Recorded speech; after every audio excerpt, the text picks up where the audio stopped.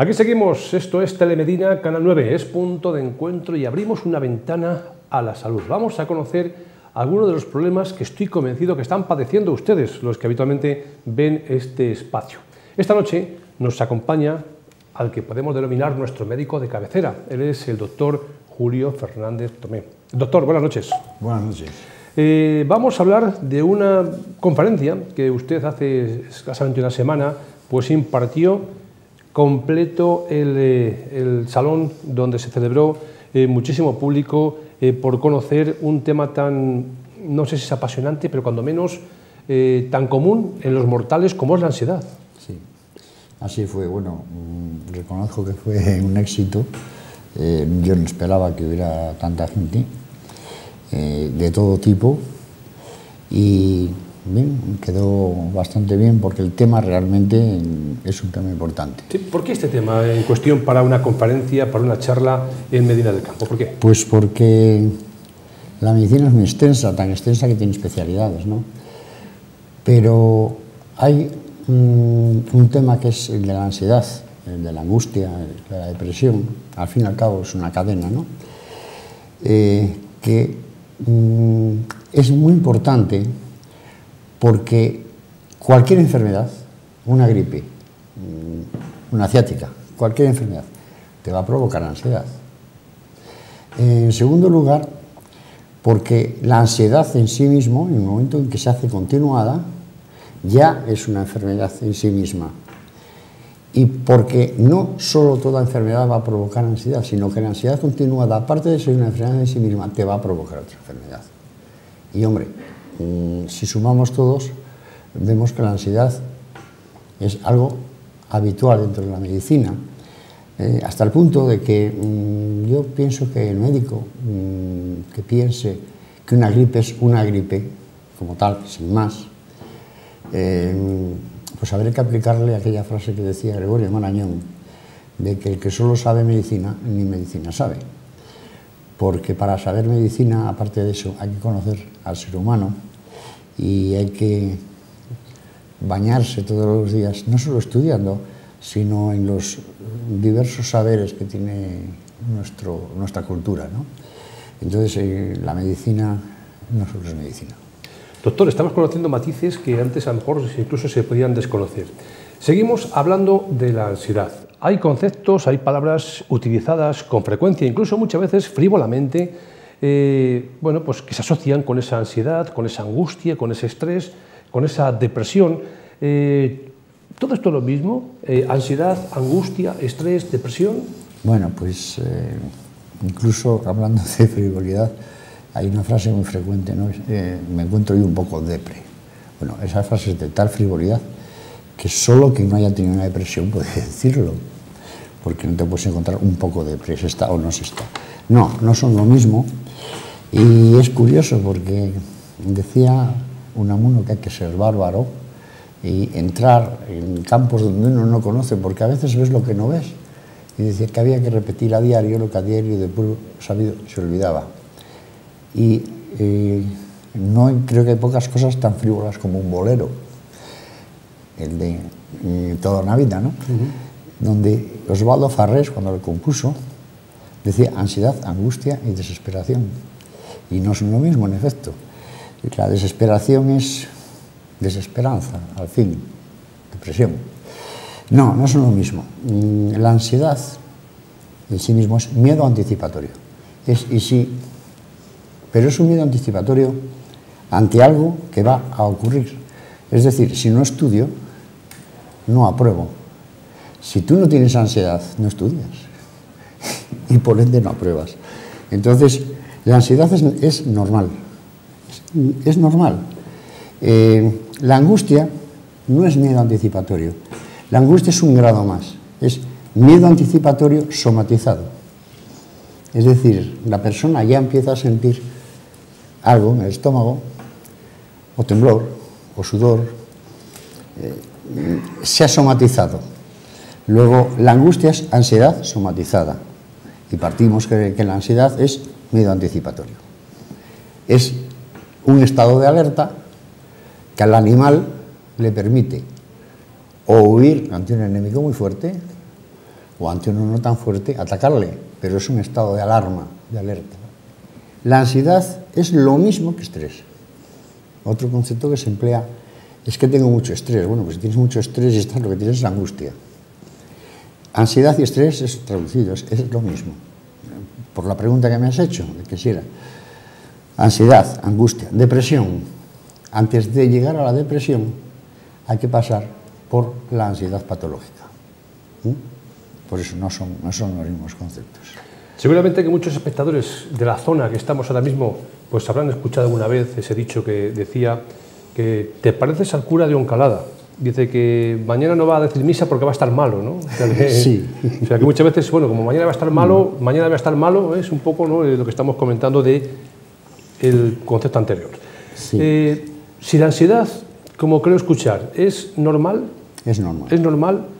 Si es normal, ¿por qué es una enfermedad, doctor? Pues porque cuando la ansiedad reúne dos condiciones, se convierte de ansiedad normal en ansiedad patológica. Y cuando la ansiedad es patológica, no se la denomina solo ansiedad, sino trastorno de ansiedad generalizada. Para llegar a ese punto de la ansiedad normal a la ansiedad patológica, es necesario dos cosas, como he dicho. Primera, que la persona, por lo que sea, no vamos a entrar en las causas, que hay muchas, confunda lo posible con lo probable. Es muy probable, lo que decía antes, que si no estudies no apruebes. Eso es muy probable. Es muy probable que si te encuentras delante de un león te ataque. Muy probable.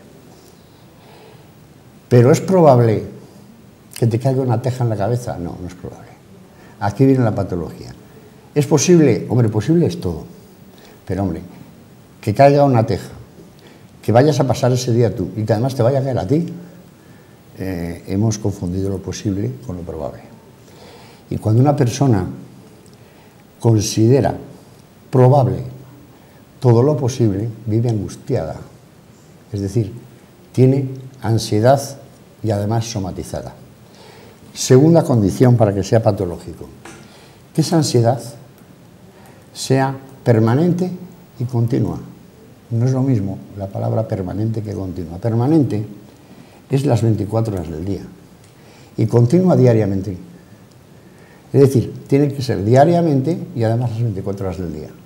Permanente y continuada. ¿Cuánto? En el momento en que esa persona esté todos los días, durante todo el día, con ansiedad, si alcanza la cifra de 30 días seguidos, entra en la patología, entra en lo que se llama trastorno de ansiedad generalizada. ¿Qué peligro tiene esto? Bueno, el peligro es que eso de por sí es una enfermedad, ¿no? Tratamiento, hablaremos. El peligro que tiene el trastorno de ansiedad generalizada es que de repente esa persona, que de por sí ya tiene un umbral muy alto de ansiedad, de repente, por lo que sea, se descompense más aún.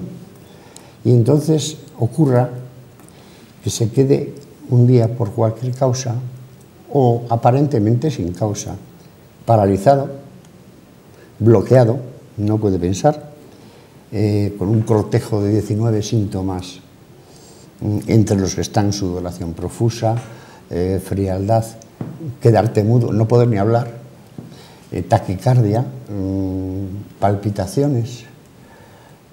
Yo creo que es algo que más o menos lo hemos pasado todos en un momento de miedo, ¿no? De miedo. Es distinto que el panic attack, que se llama. Cuando tienes un trastorno de ansiedad generalizada puede ocurrir episodios aislados de crisis de angustia. Crisis de angustia, así en español, suena como lo de mujeres al borde de ataque de nervios, y no es eso. Es mejor, se entiende mejor el término panic attack, es un ataque de pánico. Y el pánico no es miedo. El pánico es un miedo compulsivo, es horroroso y es paralizante. Y en ese momento la persona es incapaz de reaccionar y solo piensa dos cosas: me voy a volver loco o me voy a morir. Bien, se pasa muy mal, por cierto, y ahí es donde está indicado siempre, y de urgencias, ponerle al paciente debajo de la lengua un producto que se llama alprazolam, comercialmente tranquimacin. ¿Por qué? Porque la vía sublingual es la vía más rápida de absorción que hay. Dirás, es la inyección intravenosa, pero eso no es una vía de absorción. Vía de absorción externa, la más rápida es la sublingual. Y en cuestión de 4 o 5 minutos, bueno, eso hace efecto, el paciente se tranquiliza, bien, y se le pasa. Pero, como quien hace un AC-100, ocurre que si eso no lo paras inmediatamente, y en esto yo quiero incidir, porque la gente tiene la malísima costumbre, mientras yo pueda, no puedes. Si en el momento que te ha dado ya no puedes, si no, no te habría dado. Mientras yo pueda, aguanto el dolor, que el dolor intoxica más que un medicamento, que esto deja heridas. En la persona joven, la herida madura, te hace madurar, pero lo que en el niño madura, al hombre le tritura, al adulto le tritura. Y todo eso va dejando badenes en la carretera y tu vida se va a encontrar siempre con deja cicatrices. Y las cicatrices no son buenas, son de distinto material y luego duelen cuando... Entonces yo ahí le diría a la gente que por favor, para curar esto, lo primero es que hay que recurrir a la medicación. ¿Para qué? Para que luego se pueda hacer una psicoterapia, para que esté sereno, porque si no está sereno, oye, pero no escucha. Y entonces es imposible calmarle, ¿no?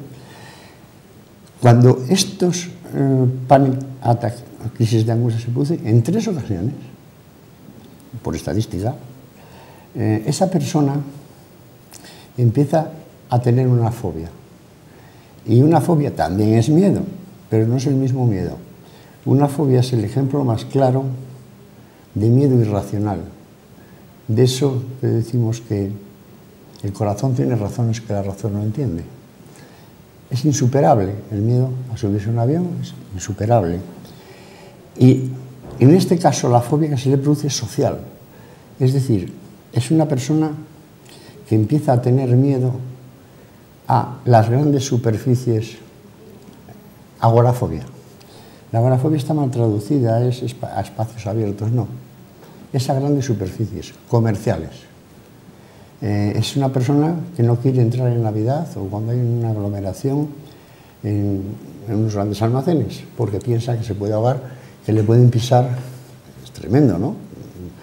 Que si va al cine se pone en la butaca del extremo para poder salir corriendo.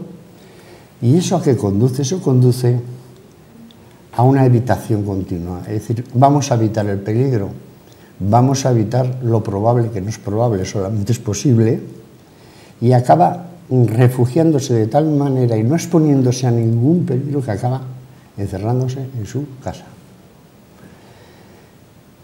Si esto sigue, el organismo tiene un límite.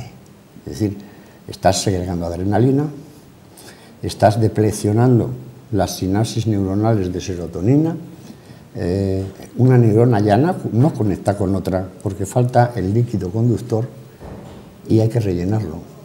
Y en rellenar eso se tarda mínimo 1 año. Y la gente es muy reacia a esos tratamientos sin darse cuenta de que esto no es nada psiquiátrico, sino orgánico. Y que la falta de un componente en nuestro organismo es tan orgánica como la falta de insulina en un diabético. Qué bien explicado lo difícil y lo complicado que es. Soluciones para intentar de alguna forma, bueno, pues todo lo que nos ha contado, que el paciente, que la persona, pues tenga una vida más cómoda. La solución es sanarle. Un médico puede curar lo que puede, debe de aliviar sobre todo, pero lo que un médico no debe nunca permitir es que un paciente sufra. Para ello busca la salud, y la salud no es ausencia de enfermedad. La salud la califica, la define la Organización Mundial de la Salud como sensación, repito, sensación de bienestar físico, psíquico y social.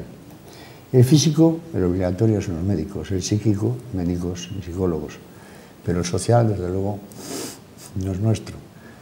Y como no hay que buscar culpables, no soluciones, no hablemos de gobierno, sino que hablemos de Estado. Y ese es un problema en el que estamos incluidos los tres, los médicos, los psicólogos, el Estado y el propio paciente, que es el primero que sin echar culpas a nadie tiene que empezar a luchar, porque como decía César Pavese, es muy difícil ayudarse a quien no se ayuda a sí mismo. Es decir, primero medicación, cuando ya el paciente está calmo, sereno, psicoterapia, y luego que no se encuentre un ambiente social donde se le está generando esa ansiedad, porque por eso ha aumentado la ansiedad. Antes he creído escuchar que uno cuando está ya pues, en un estado avanzado de ansiedad, mejor que a un psiquiatra, por llamarlo de esa forma, que actúe tu médico particular, tu médico de cabecera. Es que el médico de atención primaria, ese término tan bonito de médico de cabecera, de familia, ¿no? Hoy día no es... era de cabecera, es cierto. Hoy te exigen, y es lógico, que sepas de todas las especialidades, hasta un límite. Pero no se puede solo saber traumatología, hay que saber también psiquiatría, pero no solo por eso, sino sobre todo porque estamos actuando sobre un ser humano. Y el ser humano lo que tiene fundamentalmente, desde que tiene sus racioñantes, son sensaciones. Por lo tanto, creo que es una de las ramas más importantes que debe tratar la medicina de familia.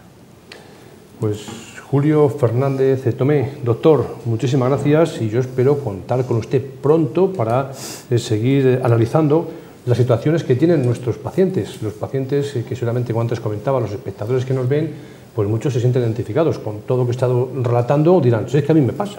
Yo es verdad que no puedo entrar en la superficie, o no me puedo sentarme en el cine, tengo que estar sentado en el pasillo para salir, ¿no? Es frecuentísimo. ¿Algo común? Es bastante más de lo que se cree estadísticamente por la medicina basada en la evidencia, está calcula en un 11%. Pero es más, porque es que el paciente que tiene estas cosas nunca las cuenta porque piensa que le van a considerar un loco. Entonces no lo cuenta. Y se queda uno con la enfermedad por el qué dirán los demás, ¿no? Sí, por el qué dirán. Sí, sí. Y si ya los demás te hacen sufrir y encima tú mismo tienes una enfermedad que te hace sufrir, pues hombre, la vida no es nada agradable, ¿eh? Doctor, gracias, muy amable. Buenas noches. Gracias a vosotros.